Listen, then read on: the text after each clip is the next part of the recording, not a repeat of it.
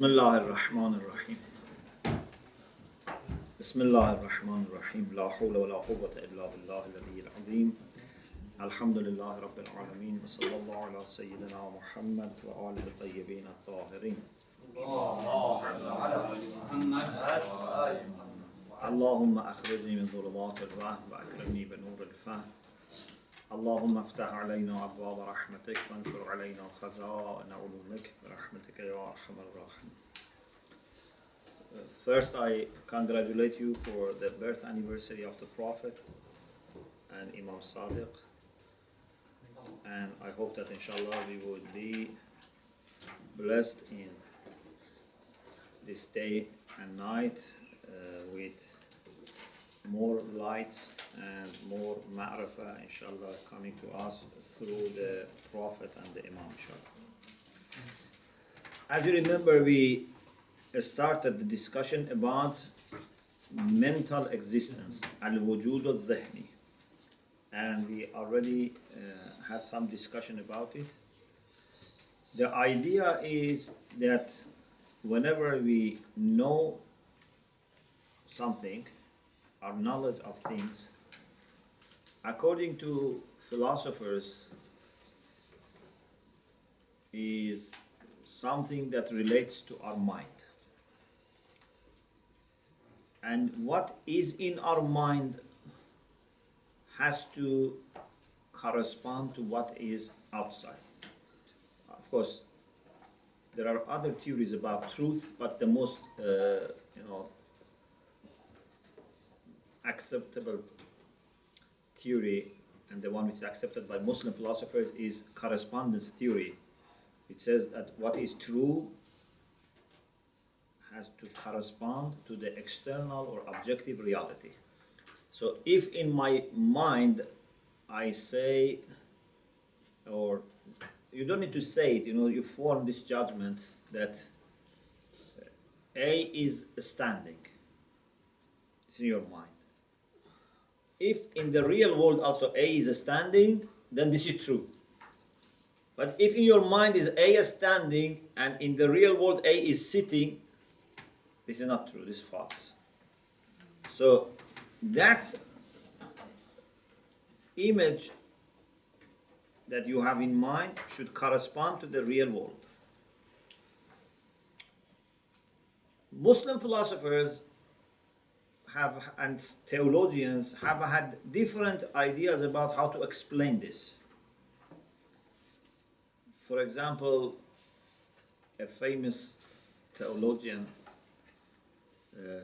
who has been very critical of philosophy and raised lots of questions against philosophy is Fakhruddin al-Razi, and he is called Imamul Mushakkikin, the leader of those who raise doubt. Yes, he's not just Imamul Shakkin, Imamul Mushakkikin, so he creates doubts.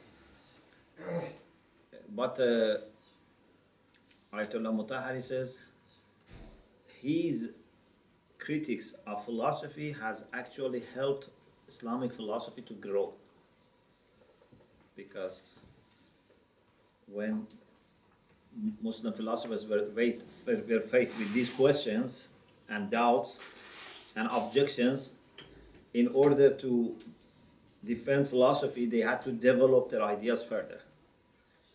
Fakhruddin Razi, who's has tafsir as well? Yes, Tafsir al-Kabir. When you are in a situation that everyone appreciates you and praises you, then there is a chance that you may become lazy. You may become, just relaxed, because no one is challenging you. Whatever you say, they accept. So it's very good that you have also people who challenge you and question you. Okay? Of course, they shouldn't do it too much, because then it can, totally make you not able to function, and that can damage your confidence. You know, if someone is not well established and too many questions, like for example, a new teacher or a new leader of the community, a new alim, for example, a resident alim, if too many questions, too many objections, you know, that person can never function. But a healthy criticism is good. You know, healthy objection is good. A balanced criticism and praise is very good, because you understand that you have some strong points and you have also some areas that either you have to correct yourself or you have to present yourself better or you have to understand better, you know. So the objections helped philosophy to grow.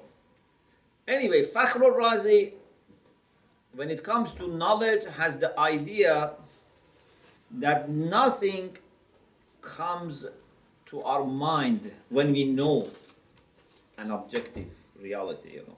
For example, I see you today or tonight, okay? I know you exist. Salam alaikum. I know you exist, I know you are listening carefully, and these are things that I know. Fakhr Razi says, when you know these things, nothing has come to your mind. So that we discuss whether what is in your mind in correspondence with the reality or not. He says, Al-ilmu huwa nisbatun. He says, knowledge is just a matter of relation. I have now a kind of relation with you, or you can say a kind of encounter if you like, but he says nisba, relation, encounter. This relation is knowledge. If you were not here, or I was not here, or I was, looking at the wall behind me, I didn't have that relation which we call knowledge. So, according to him, nothing is in my mind. It's just the relation between me and you. Okay? This was his idea. And there are many other ideas that inshallah we mention gradually. But Muslim philosophers, especially people who follow Mullah Sadra, they are very clear that we have images in our mind. And these images may correspond, may match the reality outside or may not match. If they match, they are true. If they don't match, they are not true. Okay? So, there are few arguments in the book for proving that we have mental existence, al-wujud al-zihni. The first argument,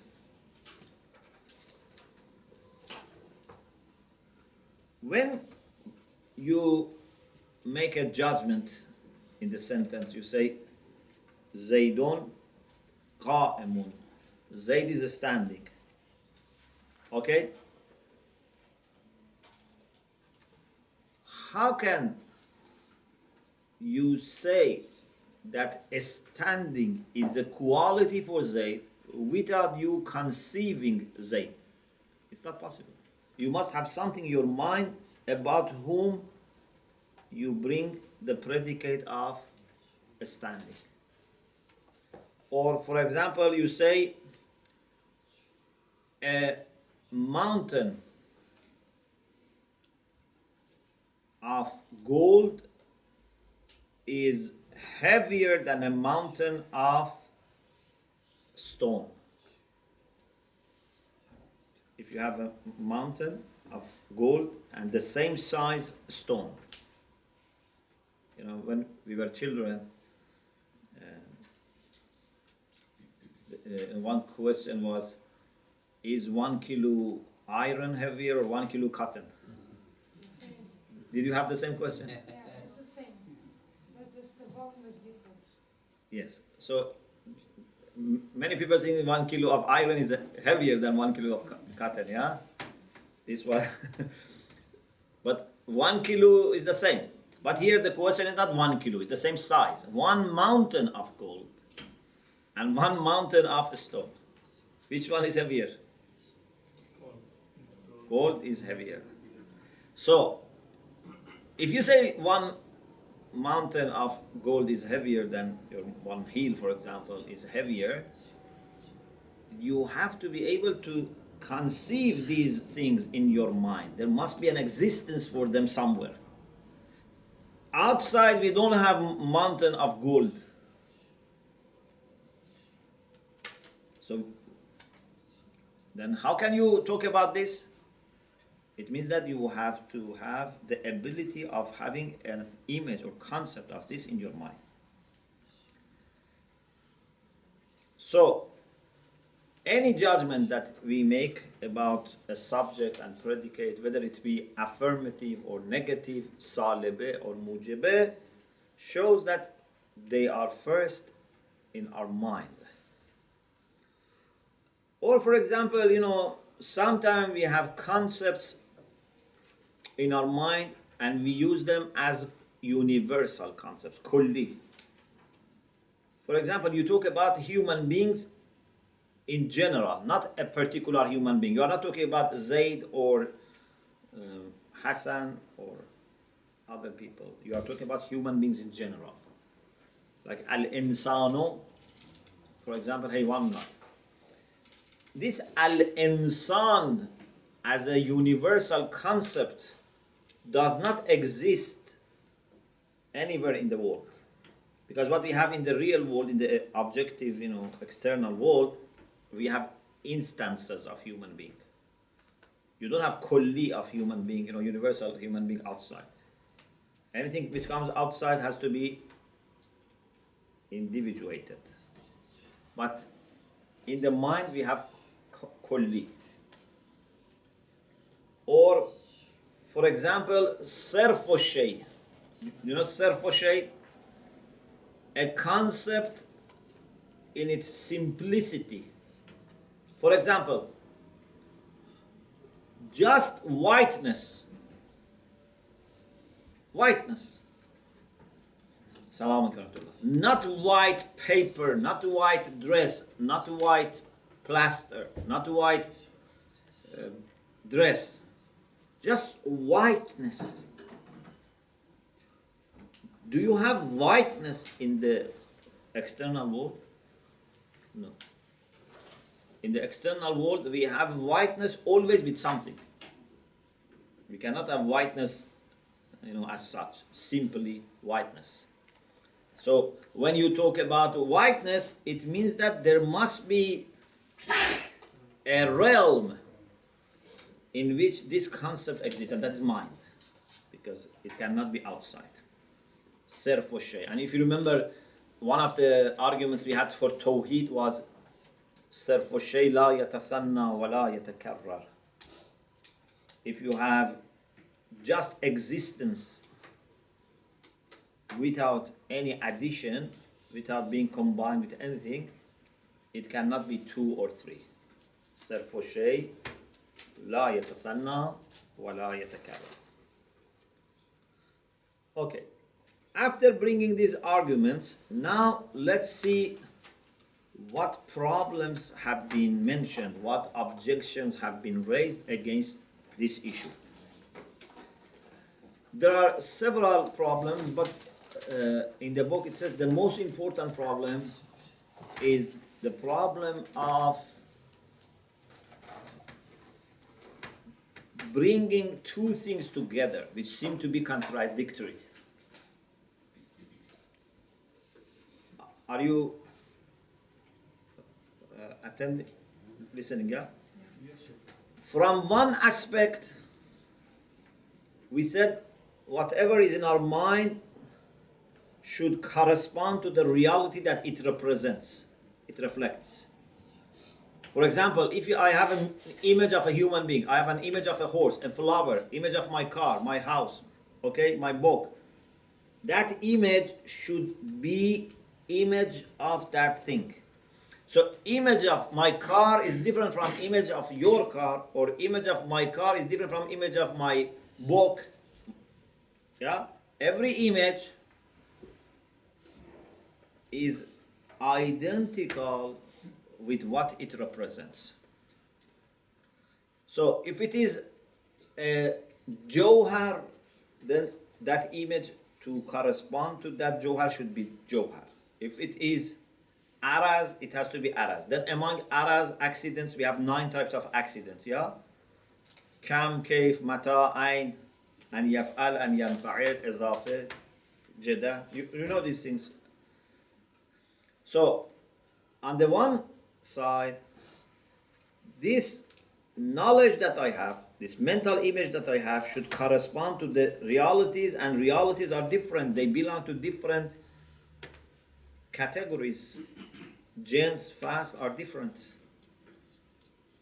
On the other hand, philosophers say, or most of the philosophers say, like Muslim philosophers, they say that the knowledge that you have in your mind is a quality for your mind. So your mind is like a substance, your nafs is a substance, and this is a quality, kaif,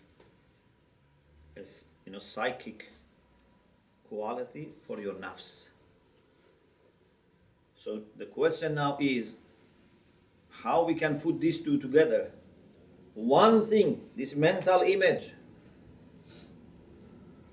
in the one side is,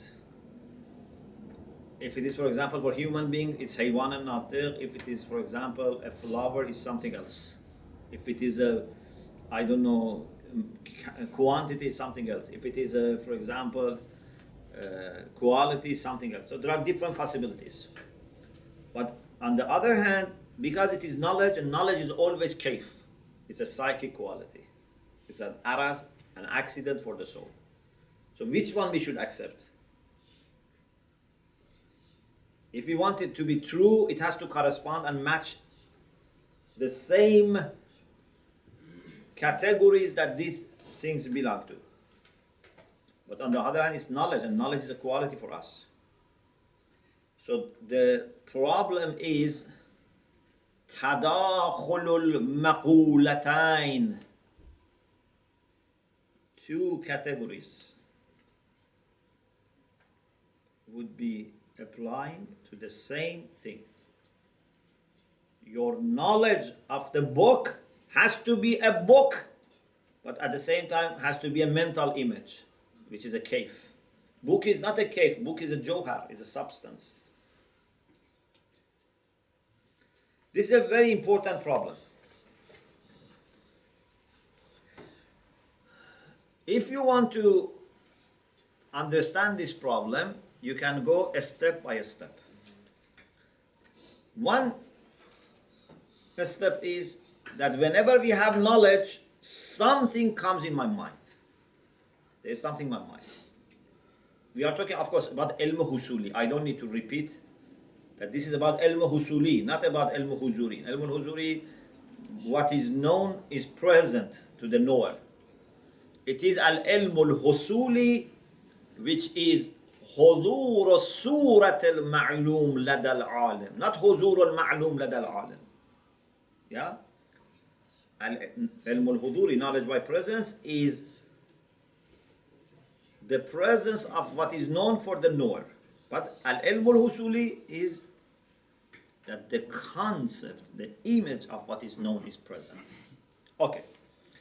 So the first step, something is in my mind.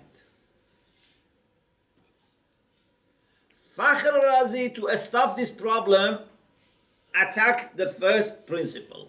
Nothing is your mind. We were talking that what is in my mind, has to belong to two categories. Fakhr Razi says, don't worry, there is nothing in your mind. Your mind is empty. Okay. So, this is one way of solving the problem. But this is not acceptable, because you know that you have images in your mind, you have knowledge in your mind. And also, if you say knowledge is only relation, so what about relation with the things that do not exist outside? For example, something which is universal doesn't exist outside. Something which is negational doesn't exist outside. Something which is simple, basit, surf, We don't see it outside. So the idea of Fakhr Razi is not acceptable. The other thing is the idea of Fazil Qushji. Fazil Qushji or Qushji in Arabic, because in Arabic there is no che. Yeah. Fazil Qushji is a Sunni scholar who is a mutakallim, and he has a commentary, a famous commentary on Tajreed of Khajeh.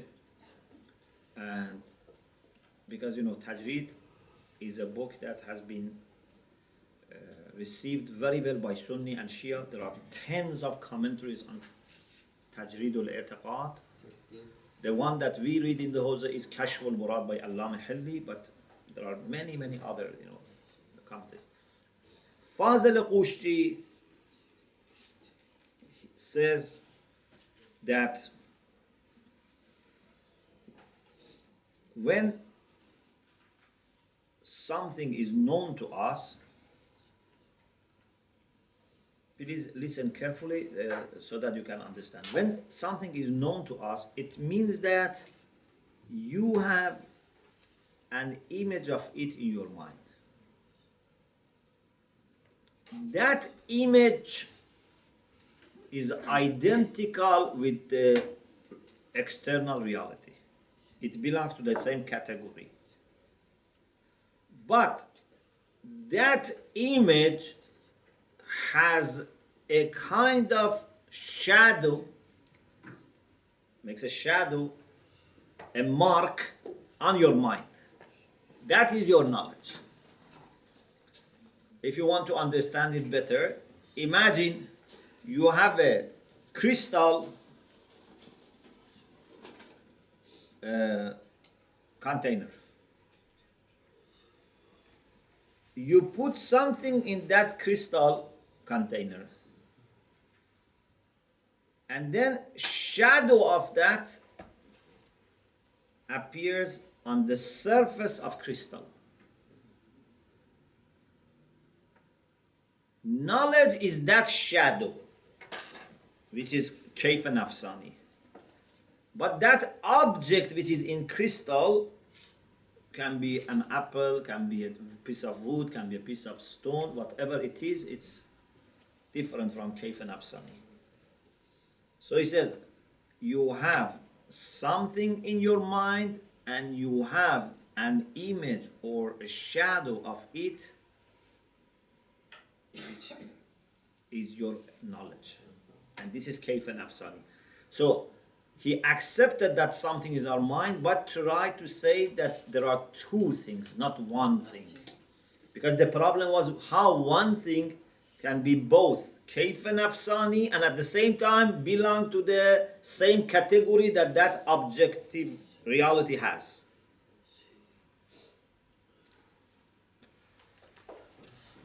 But this is not acceptable because we believe that there is only one thing in our mind, not two things.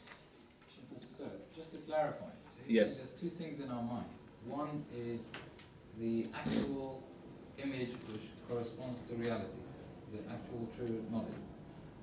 And the other thing is like an imprint or a shadow of this, which is what we perceive as our knowledge. Yeah. So there are two things, the reality and what was our knowledge, which is based Not the external reality. No, not the external. Yeah, an internal reality, an image, and the shadow of it or imprint of it on your mind. This is not acceptable. The other idea is, again, which is not acceptable. They say, no, there is something in your mind, unlike Fakhr Razi. And there is only one thing in your mind, unlike Fazil Qushji. Okay? There is something in your mind, unlike whom? Fakhr Razi. And it's only one thing in your mind, unlike Fazil Qushji. But they say there is a transformation. Transformation takes place. When something is outside, it belongs to different categories. You have a horse which is حيوان الساحل. But when horse comes to your mind, is transformed into كيف نفساني. So it's no longer a horse. But then the problem is, how do you then explain truth? Because it has to correspond. If you say it's no longer horse, then why you say I know horse? So you don't know horse. You don't have any idea about horse. This is the idea of Sayyid Sadr al-Shirazi, Sayyid Sadruddin al-Shirazi, not Shaykh Sadr, this is before. Sayyid Sadruddin al-Shirazi, which we don't accept. Is he called Sadr al-Muta'allihin? No. Sadr al-Muta'allihin is not Sayyid. It comes later. Then, Muhaqqiq Dawani. Muhaqqiq Dawani also has another idea. He says, there is something in your mind, and not two, and no transformation, because those who wanted to transform, they say everything becomes kayf and afsani. He says no, everything remains what it is outside. There is no kayf and afsani. So the problem of how something can be kayf and afsani and another thing, he solved it by saying it's not kayf and afsani. It's only the same thing which is outside. So if you have an image of flower, it belongs to one category. If it's an image of, for example, a bird, belongs to another. Of course, these are going back to Johar. But for example, if you have time, you have quantity, like line, like dot, all belong to different things as outside. Inside, there is no kayf and afsan, which is wrong. Because if this is no kayf and afsan, then how can it belong to me? The final answer is the answer that Mullah Sadr Muta'allihin Shirazi gave, rahmatullah alayh. He says, something is your mind, and it is only one,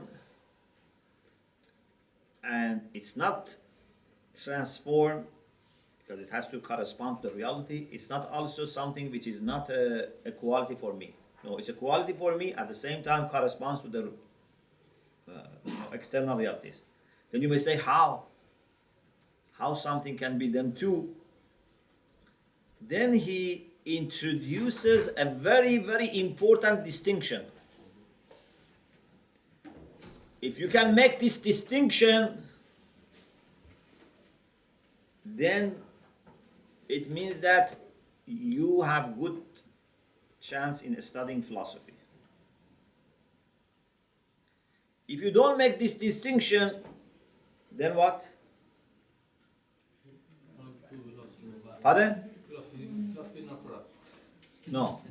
It means it's too early to say whether you have chance or not. Still you can be hopeful.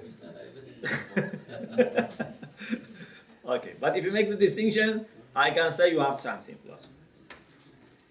He distinguishes between two types of haml, which is haml awwali zati, or in Arabic al-haml al-awwali al-zati, and haml sha'i sana'i, or al-haml sha'i as-sana'i.